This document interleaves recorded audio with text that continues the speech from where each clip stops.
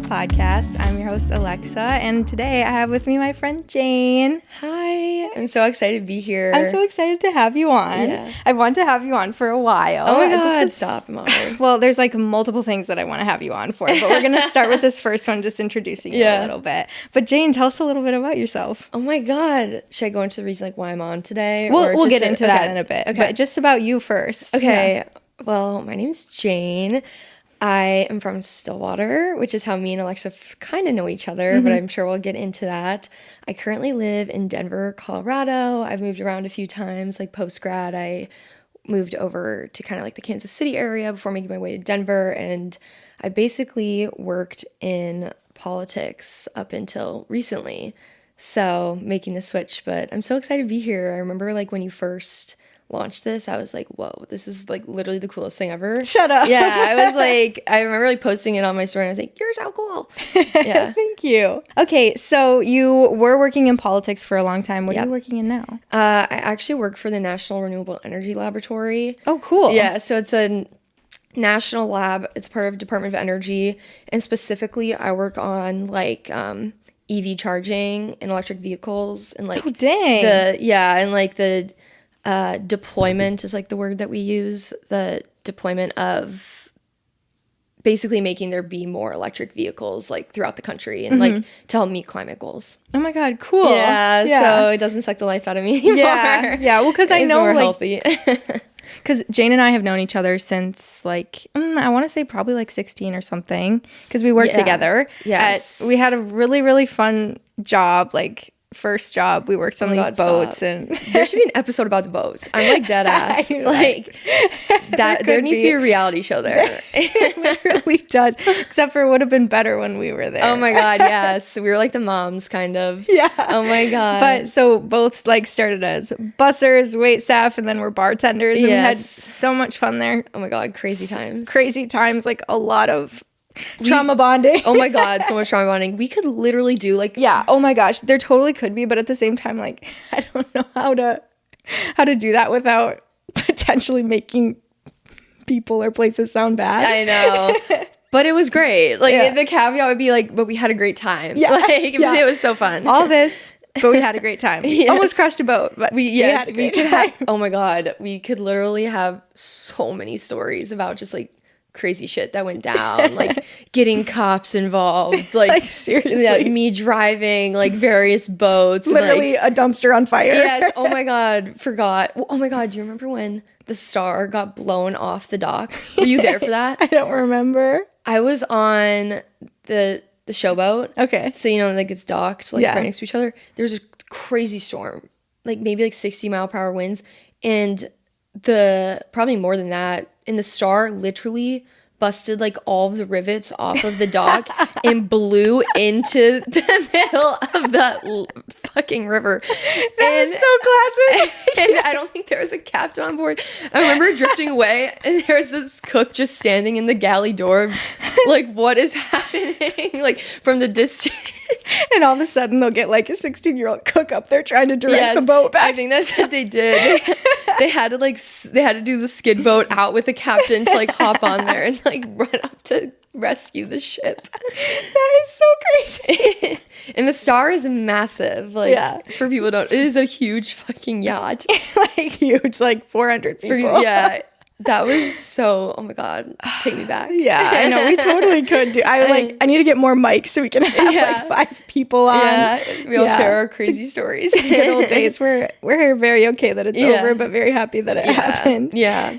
So that's how we got close, I'd say. Yeah, for sure. But also, I just remember like during that time, we would have conversations about like, you know, life, some politics stuff, but also like ethics and morals, and that does go into politics, and so it was no surprise that you ended up going into that. But cool that you're like taking a different leap, because I can totally see how that would be like all encompassing, and like, you literally don't, like, you have to always be on for that type of thing. That was probably like the main reason that I switched away from it, was just I needed more of a work-life balance. Like I needed to not be checking my phone all weekend, and all weekend my Slack or my team whatever messaging app like blowing up. Like it was too comfortable. It was too comfortable. Not enough like the two were meshing too much. Yeah. Like we can have the niceties and be like, oh, how's the boyfriend? Good. Yeah, exactly. But don't actually answer correctly. Yeah. Don't answer honestly. Yeah, I don't even know if anything bad is going down. Like, I don't care. Jane's here to do the job and get out of here. Yeah, I love logging off at 4 every day. Like, I love that. And it's kind of interesting, like, how what you want changes so much, even in just from being 20 or like beginning of college and then until like now being 25.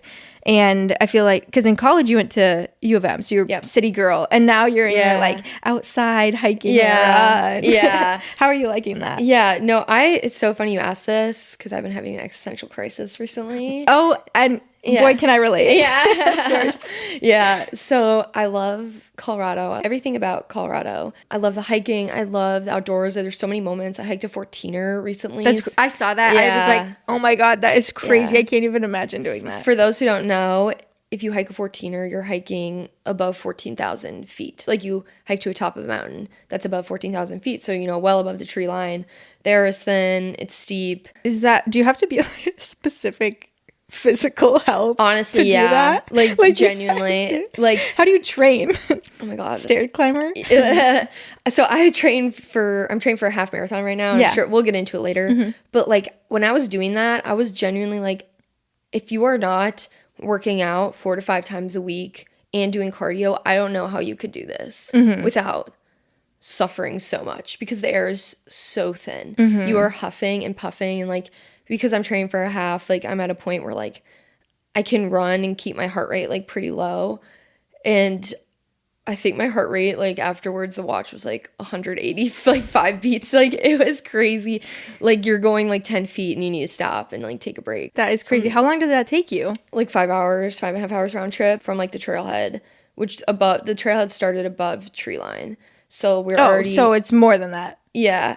So 12,000 feet is where the trailhead started. So it was like 2,800 feet of gain. And then you go down 2,800 feet. Oh my God. After doing that, I was like, yeah, this scratched my itch. Yeah. I don't need to do this for a long time ever again. It was tough. And you have to wake up at like 3 a.m. to go do it. That's where you lost me. Yeah. That's where I don't think I'm there for that. That's so fair. It's because like the summer storms blow in every afternoon in Colorado in the mountains. So typically all summer long it rains in the mountains every afternoon. So you want to get the hell off that mountain before the rain comes in. So that's why most people do it like in the morning, even though it totally sucks. But I'm glad I did it. And then you come back and you go back to bed. Yeah. No, I was so tired after that. There's this girl in my apartment building and we were taking our dogs out and I was like, yeah, I like did a 14 this morning. She goes, yeah, you look so tired. And I was like, we don't know each other like that. Like, what are you doing? Yeah, you look tired too. Did you do a 14er or this is just how you wake up? Yeah, like just the way she said it, like her face, I was like, damn, like I must look really fucking bad right now. It was so rude. That is so beyond. I know. It was crazy. I was like, why are you saying this to me? Who says that? Yeah, not, oh, congrats. For some reason, that feels like one of the worst, like, what's the opposite of a compliment? Like a diss, I guess. Yeah. Is when somebody says you look really tired. I'm like, thanks. I know. Especially if you're not saying in like a concerned way. Yeah. Like, hey, are you okay? Like you look really tired lately or something. Like hers was just like, oh my God, I can tell. Like you look really fucking tired right now. I'm like, meant to humble us. Okay. Yeah, thanks for literally nothing. Yeah. But that's an especially big accomplishment, especially considered like what you've been going through the last few years. Yeah. So yeah, main topic of what we wanted to talk about here today, because I think it's really incredible to like watch you go through something that's not something that people usually go through at this young, and then to be to the point where you're like training for a half and doing a 14er. And so basically, Jane, want to tell us about your big injury? Yeah, I've gone through a lot of health shit in like the last like since 2022, I'd say. I hope I'm okay talking about this. Like I'm afraid I'm gonna get like nervous or whatever. If you like, you don't have to share anything you don't want to share. And also, like, if you get emotional, can cut it. Yeah. I was honestly, like, I've been fine. And then I saw this, like, TikTok. And I'll talk about this, like, how I was making TikToks or whatever about my hip surgery journey. And then I saw this other girl making TikToks about it, like, literally the other day. Probably because I was texting you about this. Like, it came up on my free page. And I was watching, my heart was literally, like, racing, and like I was just like, holy shit, like I was like shaking. I was like, oh my god, I did not expect it to be so triggering, because I tell people that I got hip surgery all the time. Yeah, like I've talked about it a million times, and I was like, damn, like seeing someone else like my age go through this like recently, it was just like, it was so triggering. Put you right back in yeah, it. it was so hard. But okay, my hip surgery. Yeah. So basically, I got hip surgery at age 24. I got it last year. But how it all started was in 2022. I was super active. I was in like the best shape of my life. I was so confident. I was like loving my life. And then one day I just woke up and my hip flexor, my right hip flexor, felt like it was like on fire, all up and down, like my leg and up into my lower abdomen. Literally just one day. I woke up and I was like, what the heck? Like, I never felt a pain like that before. I couldn't even walk upstairs because I couldn't, like your hip flexor is a thing that like lifts your leg up and down. And I couldn't even walk upstairs because I couldn't lift my hip flexor at all. Like, I had to go upstairs to get to like David's apartment at one point, and I was literally like putting my left leg down and then like using the railing to like hoist my right leg up, and then jumping up with my left and hoisting, because I couldn't even walk. And at 24, yes, that was when you were 23. Yeah. It was 2022. I was 23, and I was just like, weird. Like, maybe I pulled a muscle, like. Because I didn't feel like something deep inside of me was wounded. Like, it was very surface pain with my hip flexor and my lower abdomen. And so I was just like, maybe I just pulled a muscle, weird, whatever. I'll just not work out my legs for like a month and just like rest my legs. And I always loved lifting. I was running at the time. I was just doing like all the things. So I was like, oh, I'll just do arms for the month, like whatever. And also this time is 2022. I was working in politics. That's an election year. And I was working for a congresswoman, so I was crazy busy. Like, it was fall. I think I got injured in like August, waited a month into September, and it was fall. And I was just like, oh, so perfect. Like peak time when you need to be on your game. Yeah, and we like, around. It was highly encouraged for us like not to take time off anymore at like September, because you only got like 6 weeks left until the election. And I was working in like a frontline race, so it was a toss-up race, like didn't know who was gonna win. So, I mean, it hurt really fucking bad, but I was like, I'll just make a doctor's appointment. Like, I just thought it was a pulled muscle. Like, I had no idea. I was like, I'll just make a doctor's appointment for like literally the day after the election. I'll go to the doctor and see what's up with my leg. And also, I was in Kansas. I didn't have like established healthcare specifically for like sports medicine, which is the doctor that I went to see. So it took a long time to like get into. I mean, it wasn't like an emergency, I wasn't like, you could hardly walk. So it did get better, not like healed or anything like that, but it did, like the original inflammation, eventually I was able to like walk upstairs. I feel like that first really bad inflammation lasted maybe like a week. And then after that it hurt. I mean, literally hurt to do it. I couldn't do legs. Anything above 90 degrees with my hip was just not possible for me to do. So sitting, your hip is really connected to everything. It's really connected to your glutes. It supports your back, your low back specifically, obviously your quads and your hip flexor, and goes up into your abdomen because a lot of muscles converge right there. So I couldn't do ab workouts. I couldn't do any sort of leg movement. I couldn't, sit without pain. If I had lack of back support, that put me in a ton of pain as well. So it was literally like I couldn't stand for long periods of time. So it's literally everything that it hurts so bad. Well, yeah, it hurts to sit, it hurts to stand. Yeah. What can you do? Like lay down. And for me, being active was like such a big part of my life. I played volleyball growing up, and with playing volleyball, you're working out or playing 5 days a week, sometimes more when you're doing the club season versus high school season. So I was really fit. So it took like a really big mental toll on me to be like so sedentary and like only work out my arms. And, you don't really sweat doing that. I couldn't do any cardio because cardio typically means moving your legs fast, and couldn't do that. It was just everything. So I went to the doctor in November of 22. I remember saying to David, my boyfriend, I was so adamant. I was like, yeah, I'm sure it's just like a pull muscle to put me on steroids and everything will be great. It just needs like that extra like drug kick to like heal itself, because the pain was so surface level. Like I could, roll it out or ice it, and that could kind of help mitigate the pain. I went to the doctor, And she was like, okay, let's order an x-ray. And I was like, x-ray? Like, what the fuck? Because, like, you can't see, I don't think you can see muscle tears or anything with, like, x-rays. It's like, this is so bizarre. So got the like, if it was a broken bone, you'd think you'd know. No, yeah, you think you know. So I was like, this is odd. So she orders the x-ray. The x-ray comes back, I think, all in the same session. She's like, okay, you have a hip impingement. And a hip impingement means that the ball of your femur head is misshapen for the socket. So it's typically too big or lumpy or something. I mean, the untrained eye wouldn't be like, whoa, that's a lumpy femur head. But, you know, like the doctor can tell. That's a crazy thing to say. I know. I'm like, this is going to make everyone think my femur is so fucked. But basically the ball is misshapen for the socket. And also I had super, super mild, very, very minor, barely on the scale hip dysplasia, which means your socket is also just like slightly too low than it's supposed to be. It's supposed to be up higher than mine is. Okay. A lot of times you hear about like dogs having hip dysplasia. My dog had hip dysplasia, yeah. So mine's really mild, barely on the scale, but everything adds up. So she said, here's what probably happened. You probably, with your femur head, that was, you're born that way. It didn't like form. It wasn't like bony growth over time.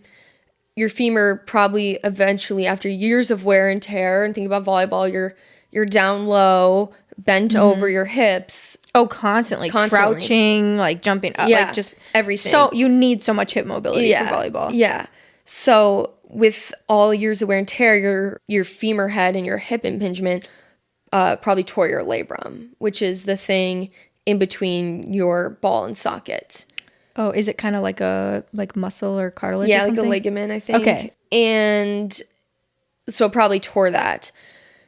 And she was like, here's what we're going to do. We got to get this inflammation under control, because at that point, I think I was still in like a ton of pain. And like I could walk upstairs, but I was still in a lot of pain. So she put me on some meds, and she goes, let's do 6 weeks of PT. Some people can live with a hip impingement. Some people can live with a labral tear, and it'll never impact them ever. Let's see if we can get under control. And if we can't get under control, we're going to have to do surgery. Yeah. Oh, no one likes to hear that word. Yeah, I know. Well, the first step before surgery would be we have to do an MRI. And to do an MRI, we have to inject liquid into your hip socket. And you're awake for that. I know. It's so gnarly. That's gotta feel good. Yeah. So I was like sitting there freaking the fuck out. Like at the time I had really bad like medical anxiety. Just white coat syndrome, like freaking out in doctor's offices. I've literally my whole life, it's like if I see blood, I'll like faint. Yeah. Like I just like don't handle that stuff well. I'm so with you there. Like I get a headache. I'm like, yep, that's a brain tumor for sure. Like I don't know, just because you could get information that changed your whole life, and you did, so I can understand. And then they're telling me the next really scary steps. Yeah. You're like, whoa, I'm not ready for the next steps yet. Like I have to just realize that this is what's real. I didn't just pull a muscle. I thought I was walking out of here with steroids and seeing ever. Yeah, literally. So I go to PT for 6 weeks or so. It does help get my inflammation under control, which kind of made the pain a little bit better. But I was still living every single day with pain, still couldn't work out my legs. And then this is all happening winter of 22. And then I moved to Colorado in January of 23. So I knew basically like I'm going to have to transition care, and basically I'm going to have to start all over, because a lot of doctors, like even if you send over like your medical records, like, you know, they still want to see it for themselves. They still want to do an x-ray themselves. Like they still want to diagnose. I get it. Yeah. As a provider, that makes sense. But as a patient, it's like, oh my God, great. Now I have to pay for all of this again. Yeah. It just like kicks the can farther down the road. So true.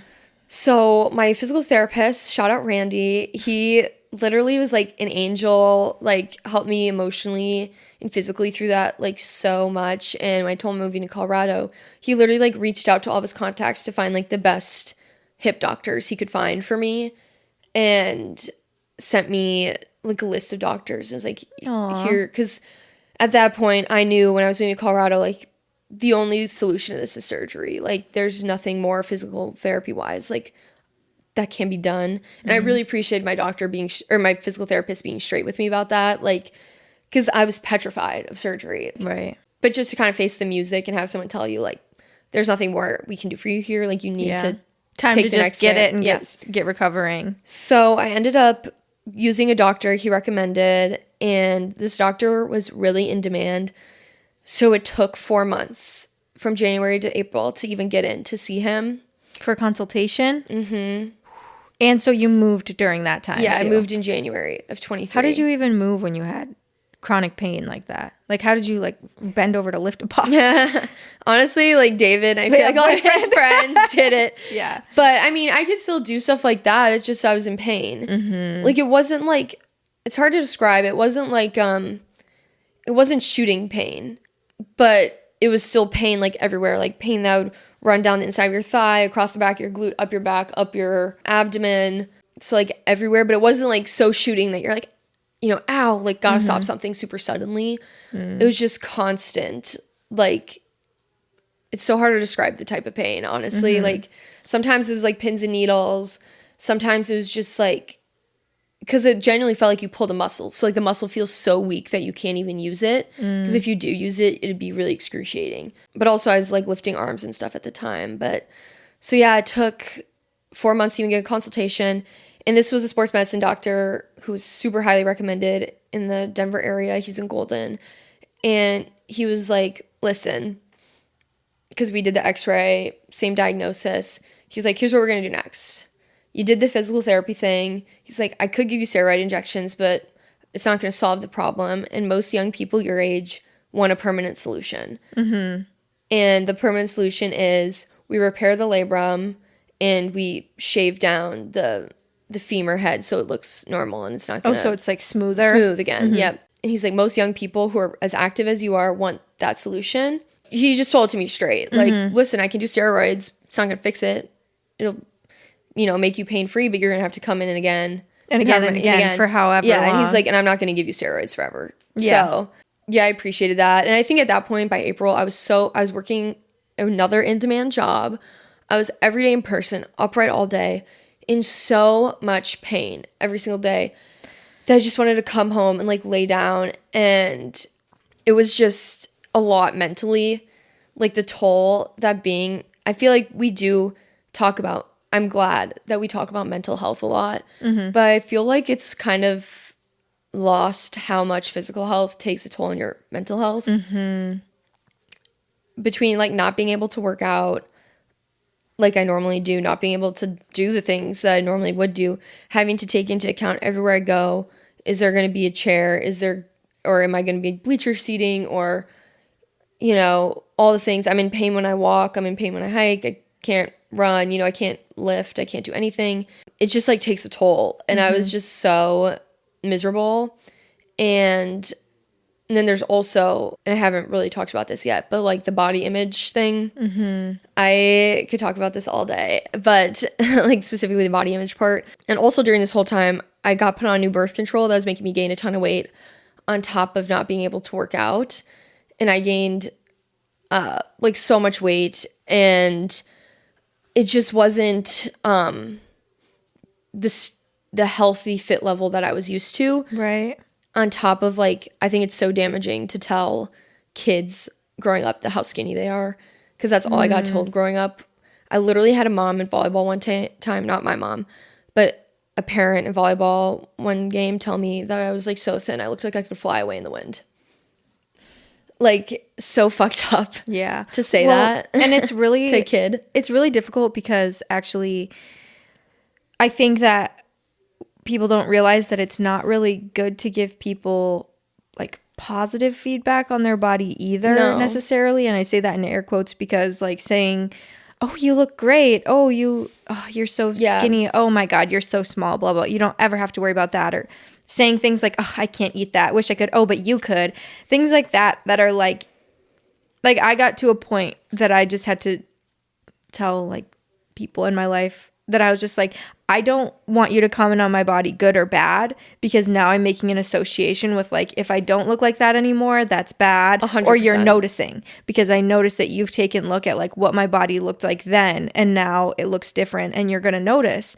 And then now I'm just going to be self-conscious, and that's what you're thinking. And I'm like, and I know, and I know it's different, and I don't know why it's different, because, or maybe I do, but it's like, but I can't help it. Or like, I'm trying, but it's not, and nothing's changing. And so it's really damaging to even be giving people like to, when you grow up like that. Then when you become an adult and now you're in like a woman's body, not a kid's body, but you still think like, oh, but when I was 15 I was stick thin, you know. And it's like, you're not gonna be that way. I don't work out. I always see memes on the internet about like when like people don't talk about enough how when we were in high school they're making us do workouts that were literally like the hardest military like style, like working out so hard after you've been running around like the big school, like walking a ton all day, and then you go and you work out for a few hours, and then a hellish workout. Like I could pound food then, you know, and it's like, of course, ate like shit back then. Of course, but then things kind of change when you get older, and that's a really hard thing to come to terms with. It also just teaches getting those comments all the time growing up. I remember getting them like as young as like being like 6, 7, 8, because my neighbor would tell me, we were the same age, and she would tell me like, oh, my mom says I should be like skinny like you. And it's just like, that is horrible. Like, and I just remember like being told that like from so young, and it just teaches a kid that their self-worth is dependent on the size of their body, from like specifically women. And I do think like our parents' generation kind of grew up in like, you know, the 90s and 2000s is when they were like young adults, 20s, 30s.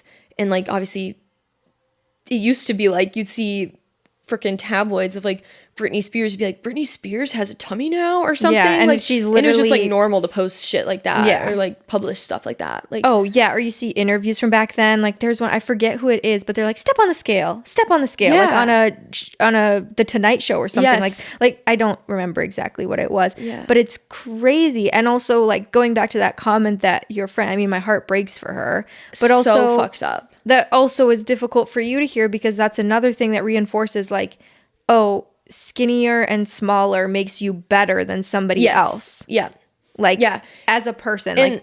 And so then it's also like that superiority in your own head of like, oh, I'm better when I'm that. But when I maybe gain a little weight, or if I don't look like that anymore, or if somebody is like skinnier or smaller than me, then I'm lesser than them or more than them.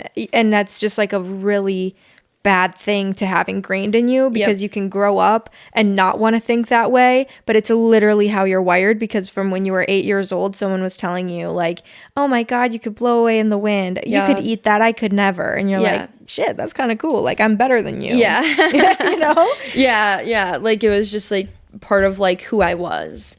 Like, you know, whether it's friends making comments like, oh my God, Jane's so skinny, or if it's parents and adults making comments, like it all just adds up. And then when you're faced with something like I was faced with, it just adds to the layer of like, oh my God, my life already fucking sucks because I'm in pain all day, every day. I'm working in demand job where I have to be upright all day, every day. Didn't you have to wear heels too? Yeah. Not like required, but like heels or flats. Like you couldn't wear like nice sneakers or something, or arch support sneakers. Yeah, like the New Balance. Yeah, sneakers were prohibited. I worked in like the state capitol, so it was very like formal when the legislative session was happening. So upright all the time. Yes. Yeah. And it just took such a toll on my mental health, like everything together. And then and also being physically active helps mental health so much. Like if I'm feeling like angsty or frustrated, or just like, it just helps clear your mind. It helps so much. Like it's for the mental. So when you also can't do that along with the physical changes as a side effect of not being able to be active, it's really difficult. Yeah, exactly. Because that was like it wasn't just like, oh, I was only working out because I literally wasn't working out because I wanted to be thin. If anything, I do like bulking. Like I like wanted to like get strong and feel strong and just like know and feel grateful for like the things that my body could do for me. And I've had that mindset probably since like college, since I got to college. So it was just like such a big part of like my mental health, being able to be that physically active.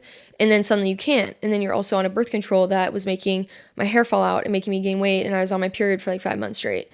And perfect. Yeah. And then when I told the gyno about it, she like gaslit me. I was like, yeah. She was like, this sounds like a thyroid issue. I'm like, I've never had these problems before. And now I'm on this pill and I'm having these problems. And then I stopped the pill and I stopped having these problems. Mm-hmm.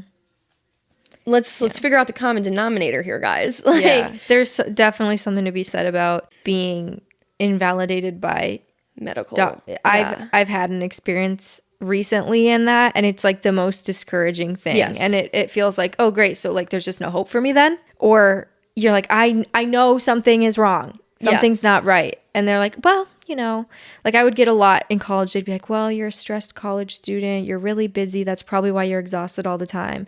Well, and then like it got to a point where I was like, I literally cannot stay awake in class. Turns out I was severely anemic. I was like, I wasn't. Oh my God. Like on the brink of, they're like, well, if you get much lower, we'll probably hospitalize you. I was like, okay, so why? Yeah, get this girl some iron pills. So much for like being some tired college student. I literally have iron deficiency. Yeah, it's the same. Yeah. Dude. You have to advocate for yourself. Yep. And it's really hard when there's a power imbalance. Yep, 100%. So I think that was a reason, and I guess back to my hip surgery timeline, like just having the doctors tell it to me straight and listen to like the pain I was in, and finding really highly reviewed doctors like was really special for me. So yeah, I got the MRI. They injected the liquid into my hip socket and confirmed I had a tear because I had to see where the tear was before they went in to do the surgery. And then again, like I said, this doctor is really highly popular. They ended up booking, they could only book the surgery like 2 months out. Like it wasn't like you could go get surgery in a few weeks or a month, 2 months out. And that was a hard 2 months because the anticipation for the surgery is just like building and it's scary.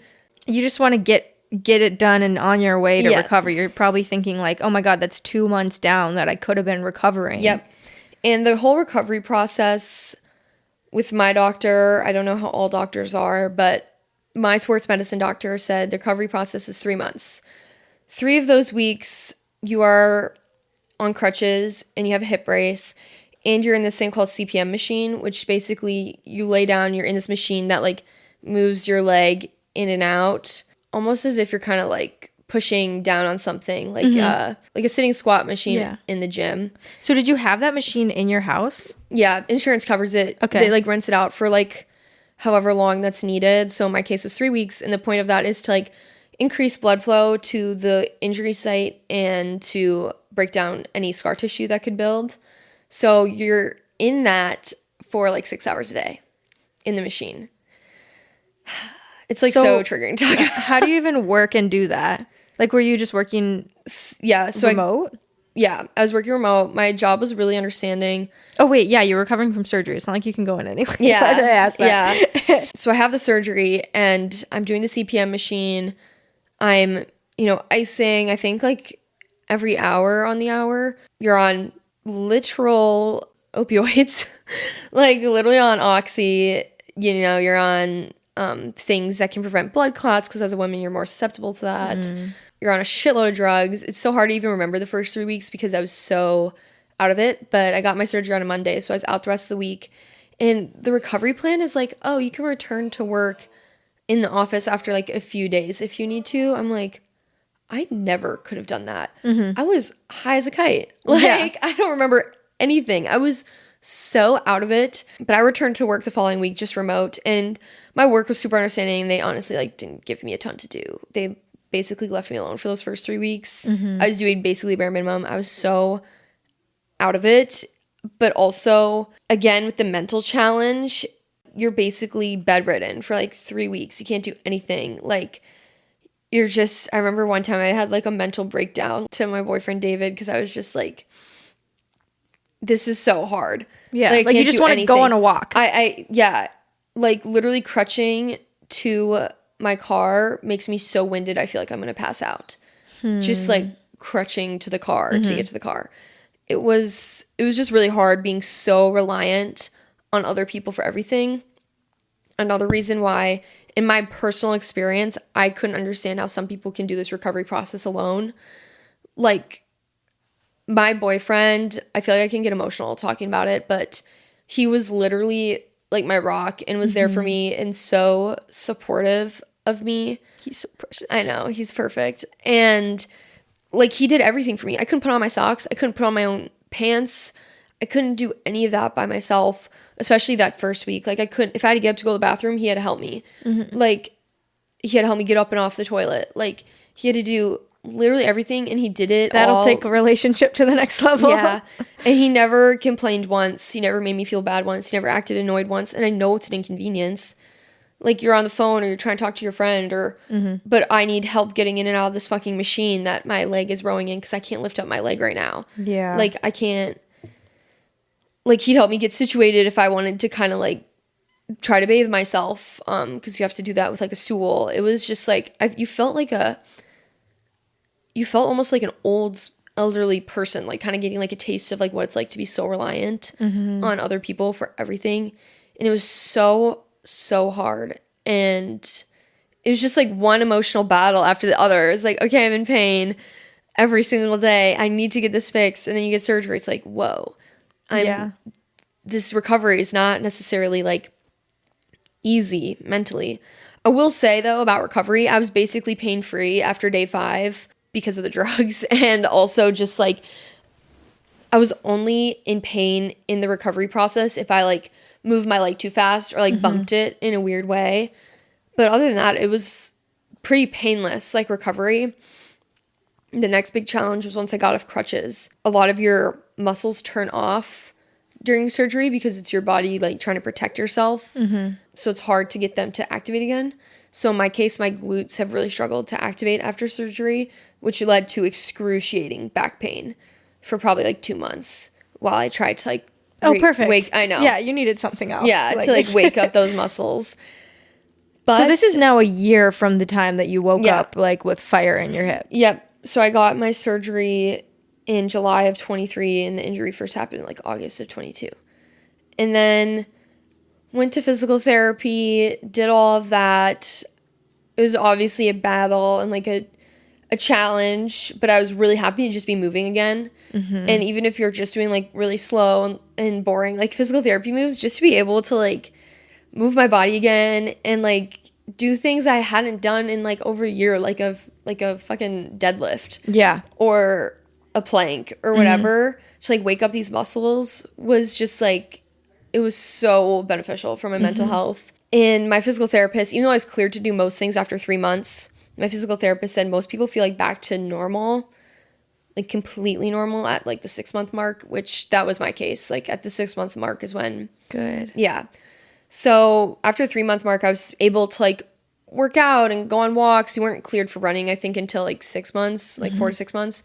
But I was able to like work out again and lift and do all these things I hadn't done in a year. And it was just so beneficial for my mental health and to just slowly start to get that taste of your life back. And then once I was 6 months, that is when I felt like back to normal. Yeah. Oh my God, what a long journey. I know. That was so rambling. I'm sorry. No, there's stuff that I haven't heard yet before too.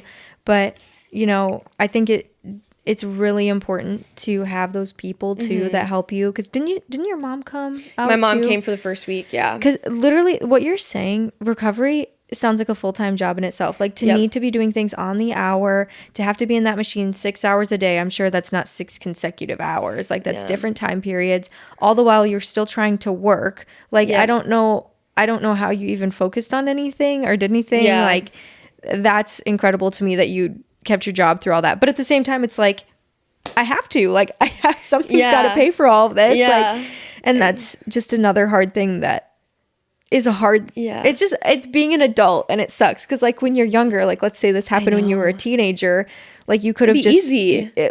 You would have felt differently. It's different to like have your parents take care of you when you're younger versus like a partner when you're older, because that's like a lot of responsibility. You know that they have their own stuff, and even though he loves you so much and you know, he did it without a complaint, like you said, as he should. Yeah. But also, like, as the person that has to rely on other people, you just feel like a constant burden and you want to be able to do things, but like you physically couldn't. Yeah.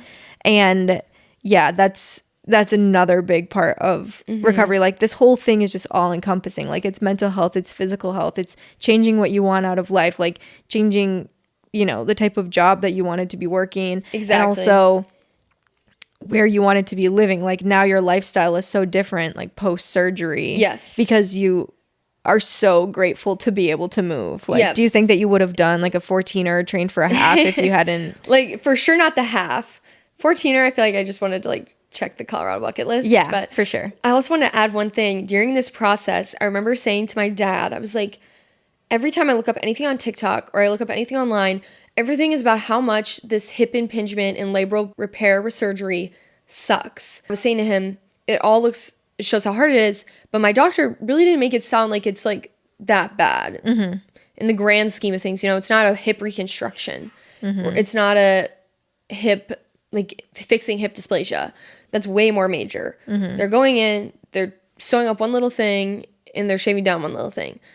And my dad was like, well, then you should change the narrative. Like, you should post online and say your process. So I started posting on TikTok about my hip surgery journey. And a lot of the things, like, literally got, like, tens of thousands of views and thousands of likes. And so many people were asking questions about, oh, I'm getting mine done. Like, all these young people. Yeah. And admittedly, I wasn't that great at responding to questions. But, because I was just posting it, like, for fun. And then I was recovering. Like, for sure. Well, and it's like, so high. I was not able to respond. Well, and it's not your job, you know? It's like, yeah, you wanted to do it, but people were even in my comments, like, responding to each other's questions, like, answering things. Oh, look what you did. Yeah, so it did make me feel good. I hope it made it less scary for people. And I will say, I think the whole recovery and surgery process was more of a mental battle for me than like physical battle. Because every milestone that I was supposed to be hitting, I was hitting. 4 weeks out, I could balance on one foot. You know, X amount of weeks out, I could start doing squats and jumping and whatever. All the physical things were just like, you know, a checklist. It was more of like the mental battle, but definitely came out on the other end like a lot better. Yeah, but I'm so glad that you did that. I remember seeing them, your TikToks about it. And I just remember being like, oh my God, I can't imagine thinking about hip surgery or something like that. Like, that's something that you just think about for old people, you know? Yeah. And so I can imagine that when you were looking it up, you weren't finding a whole lot, or like exactly seeing people having gone through what you did and then actually hitting those milestones, or like getting through it, so you can be like, okay. Because sometimes with those things, like, you don't hit something right when you're supposed to, and it's discouraging, or you know, the doctor says, actually we're looking at a longer timeline, and you're like, no. Yeah, that happened to me when I broke my hand. I was supposed to get it off, and they're like, we're gonna keep the cast on 2 more weeks. I was like, you're kidding me. I was like barely making it to today. But I just think about, you don't even know the impact that you had by doing that, because what you talked about was like someone else's survival guide, you know? And that's kind of what I started Lila on too, was being like, okay, I've been through this tough mental stuff. Like, I'm just gonna talk about it, and hopefully it reaches who it needs to. Like, if somebody sees something and they're like, okay, somebody else has been through this, like, I'll be okay. And so that's why sharing your story on here is so important too. Yeah, totally. Just so other people know that, like, even though it is hard to go through this at like a young age, it's also like the best age to go through it, because your recovery is going to be the slowest, or your recovery is going to be the fastest it's going to be when you're young. You're in great health. Yeah, great health. I was in good health before. And now I know we want to talk a little bit about like the getting my life back sort of part. And honestly, I have to credit it so much to like running and also getting out of my last job. But I was so stressed. I was literally so stressed. But basically, I feel like I wanted to just work towards something. I had some hobbies pre-surgery, like tennis. Me and David would play tennis together. I did like horseback riding for a little bit. Oh yeah, do you remember that? Yeah, you were my horse era. I forgot about that. Yeah, my mental health hobby. Yeah, you said you wanted to be into more hobbies. Yes. Oh my God, I totally remember you saying that. Yeah, like my post-grad mental health hobby. And then sometimes the horses would stress me out because they wouldn't do what I wanted to do. And I was like, this is my fucking mental health hobby, and you're stressing me out. Like, oh what the fuck? God, that's too good. On to knitting. Yeah, literally. So that's like literally why I took a break from horses. So I was like, you guys are killing me right now. Like, you're stressing me out. That's like when people say they get like an emotional support animal and then that animal has anxiety. Yes, that was literally it. I remember I was riding a horse that was super high strung and literally was scaring the shit out of me while I was on her back because she was going fucking feral because they're putting out the hay for dinner. But I was like still in the middle of my lesson. I was like, I need a break. Like, I'm scared for my life. We still got 20 minutes left of our session. Yeah. So, but I had hobbies. And then after I was cleared to run, after my surgery, I was never a runner. Like, volleyball is not a really heavy running sport growing up. So it's more just kind of like quick bursts of like energy, jumping, stuff like that. I was like, my dad, he's been a huge runner his whole life. Like, he ran Boston. He's ran a ton of marathons. And I was like, fuck it. Like, I guess I'll try running. I guess I'll try I started with a 10K. So the 10K was... You started with a 10K? Not a 5? I mean, working up to a 10K. Okay. I didn't just go run a 10K. There's no way I could do that. I literally started off by just like on the treadmill and I'd run for 30 seconds and then I'd walk for 30 seconds because I couldn't even run more than that. Yeah. Because that's hard. The hit, like the up and down, that's hard too. Yeah. Yeah, for sure. I think I wouldn't even walk. I think I'd just hop off on the side on the treadmill and then like run back on. I mean, I was running like... I was running, but so slow. We were not sprinting or anything. So did your dad help you with like planning to train and getting into running then? So not for the 10K, but he has since then. So I literally started training for the 10K by just like adding like a mile a week. And it was really hard. I'm not going to lie. And everything was weak. So everything hurt. And they say if you're hurt while you're running too fast or doing too much too soon. But also it's like I hadn't used those muscles like if ever, you know, like these certain calf muscles or my hip muscles in this way, because I just like wasn't a big runner. Like I would sort of run sometimes like pre-surgery, like I try to run like once a week, but it was like a run walk situation. It wasn't anything serious. And you weren't looking into like the logistics and the and one of my techniques. Yes. And one of my other friends who lives in Colorado Springs, but she's from Minnesota as well, I texted her, I was like, hey, you want to do this 10K? It's in Boulder, Colorado. It's called the Boulder. It's the world's like, they say funnest or biggest 10K. It's like 70,000 fucking people. Oh my God. Run this 10K. And she was also kind of been going through a health journey while I've been going through one. And she's always down for anything. So she was like, yeah, fuck it. Like she never has ran before either. So we just like both got into running at the same time. So it's been really special to be able to like go through that like with a friend as well. So trained for that, ran the 10K. It was really hard, I'm not gonna lie. I did not properly fuel. I had a really bad nervous stomach before, so I couldn't really eat. And I remember at mile 4, I was like, I'm gonna faint, but I have 2 more miles to go. So it was still a challenge, but I was really proud of myself that I did it. And I think a big part of this running journey has just been able to like prove to myself that I can do hard things. My body is capable and my body is strong again, and I can do all these things I never dreamed possible because I never ran before. Like, why would I think that I can run 6 miles? Like, when I could barely run like 1 without walking. Right. So after that, obviously really accomplished. I was like, fuck it, let's just do a half. Like, that's only like double a 10K, a little more. It's only double. Yeah. Like, so that's where my dad came in, and he's made me like running plans and has been like really helpful like on that running journey. And my friend, I texted her and I was like, want to do a half? And she was like, she was a little reluctant, but only because she was hiking. I'm like, only because she was hiking Mont Blanc in France like last week. What? Yeah. That is so cool. I'm saying she's always doing shit. Like she's always down for things. Definitely the one to text if you want to do something active. Yeah. So at first she was like a little hesitant, like, yeah, but like I want to train for it, but I'm kind of nervous because I'm going to be hiking for pretty close to the race date. I'm going to be hiking for like 2 weeks or something. So it might put her out of shape. But ultimately, she decided to do it. So we've been like texting each other, like, you know, training, like, and last weekend I did 10 miles for the first time. Oh my God, that's so many miles. Yeah, that's huge. I'll do 10 miles again tomorrow. And it's just crazy, like, because now it's whatever plan my dad made for me, obviously, like, built it up really nicely, that it wasn't like, oh my God, 10 miles, like, so scary. It's just like, okay, gotta go do 10 miles. I'm not saying it's easy. Yeah. But how do you, like, what do you do during that time? Do you listen to podcasts? Yeah. Because I feel like I need to listen to music when I run, because otherwise if I listen to podcasts, I pant. Like, I can hear my breathing and stuff. I don't know. I don't run that much anymore. Yeah.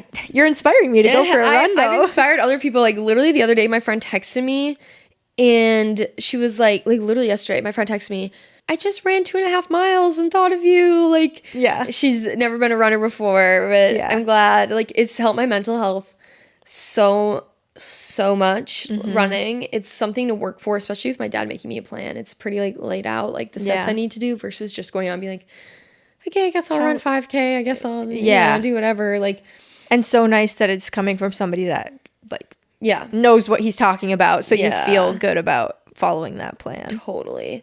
My half marathon is the last weekend of September, so I'm almost there. Yeah, so I do 10 miles this weekend, and tomorrow I do 10 miles tomorrow. Train the whole next week. Do 7 miles because you taper off before the actual race to like conserve your energy, and then my race is the week after. Oh my god! I know. Wait, is it in Colorado? It's in Colorado Springs. Oh my gosh! Yeah. Okay, I don't know if you know this, but last time we saw each other, a couple months ago, you literally were like, oh, I ran 5 miles today. I'm so sore. And now literally tomorrow, you doubled it. Like tomorrow you're running 10. Yeah, it's crazy. Yeah. And it's also wild because like, I mean, I knock on wood, I don't want to jinx it. But after my runs, like my long runs, my first really, really long run was 9 miles in my opinion. And I remember a few days after that, like everything hurt. I was oh my God. But like now if I went ran 5 miles, that would not hurt. And after I ran 10 miles last week, it didn't really hurt because your body just kind of gets used to like moving in those ways. And I've strengthened muscles that were weak before. But yeah, I wonder when was the last time we saw each other? May, June? Something around there. Yeah. Yeah. So it's still like much fresher. Yeah. I would say running didn't get like easy until I started training because it just, with an actual training program where you work like speed work, you do easy runs, you do long runs, it like helps your like aerobic capacity. So now my heart rate is actually much lower when I run versus being like 190 and like gotcha. Yeah. Oh my gosh, should I train for a half marathon? Yeah. And also like kind of going back to like the self-image, self-confidence, all of that, and like body image stuff, like running has improved like my self-confidence so much. Like knowing that I can do hard things and my body can go literally the extra mile and can carry me longer. And of course, when you run that much, like your body is going to change. And in my case, it's so hard to talk about this without like, I don't want to like body shame at all or even body shame myself. But like, you know, I looked a way that I had never looked before in my life. I gained a lot of weight and it didn't fit into clothes that I've worn for years, you know, things like that. And it wasn't just, you know, feeling like yourself also makes you feel better. Like being active again makes me feel better about myself. It's not just like, it's definitely not the number on the scale. Like I said, I love to bulk and like lift weights and stuff. It's not that. It's just like feeling like, oh, this is who I am versus like associating this other person with like the literal bedridden version of me. Right. Is like night and day difference. So it's made me like so much more confident as well. Yeah. Feeling like yourself again. Yeah. Yeah. Rather than like accepting that version of you as the new you. Totally. Because that's not who you want to be. Like you do love being active and. Yes. And it's like, I don't associate, like, exactly. I don't want to associate that version of me as like, oh, well, this is a new me and I'm stuck this way. Because it isn't just like the whole self-worth body image thing. It's like mentally, I was in the fucking gutter. Like I was not doing well mentally. And that's like what I remember most about that time is like the challenging mental aspects of it. And then everything else just played into it. Where now it's like getting my life back, climbing the 14er. When I ran that 10K, I literally was like crying when I started it because I was like, I can't, it makes me like emotional to talk about. But I literally can't believe that my body can do something like this. Yeah. Well, you told me a year ago, I would never have been able to imagine that. Yeah. And that adjusted, and even 6 months before that, maybe, because you literally had to start from square one. Like, you were bedridden. Yes. In physical therapy after that, did you have to like relearn how to walk kind of? Yeah. Yeah. They had to kind of, I had to wean off my crutches. So you start with 2 crutches and I was like partial weight bearing. I was never fully off my right leg. So it was like 20 pounds of weight. So it's like if you could like barely crunch like a feather or something is like the tip they give. And then you go to 1 crutch, and in physical therapy, they teach you how to like slowly like add that weight back in. So yeah, literally had to relearn how to walk. Yeah. So you went from barely crunching a feather under your foot to now you're running a half marathon in 2 weeks. Yeah. Like that's crazy. I wonder if I'll cry. I might cry right now. Like, I'm feeling emotional for you because I'm just... It's huge. Yeah. I'm so happy for you that you're in the place you're in. I'm so happy you've had the support you've had. And, it means so much. So precious. Oh my God, I know. And just like, look what you did with that. Look what you did with what you were given. That's a really scary thing that you've been through. Yeah. And now you're like totally kicking ass. Oh, thanks, Alexa. Yeah. It means so much. It really does. And like, I feel like everything you just said is how I've felt like internally, just like, yeah, feeling I'm proving myself I can do these things. I can hike a 14er, I can run a 10K, I can run a half marathon, like tangibly getting my life back and doing more than like what I did before. Mm-hmm. I think it's so important to have, if you are able, if you're physically able, to just like have gratitude for the legs that can carry you miles. Mm-hmm. I posted that really sappy thing on my private story about running after I PR'd my 5K. I'm feeling motivated, but I probably need to go run like 1 mile. Yeah. I'm so at the bottom right now. You can start anywhere. Anyone can be a runner. Yeah. Mm. Well, I'm so proud of you. Thank you. Thanks so much for sharing your story on here, Jane. Thanks for having me. I'd love to come back anytime. Yeah, I want to have you on for like a fun episode too. But this was a really good one. Yeah. Thanks so much. Yeah, love you. Love you too. That's what we got.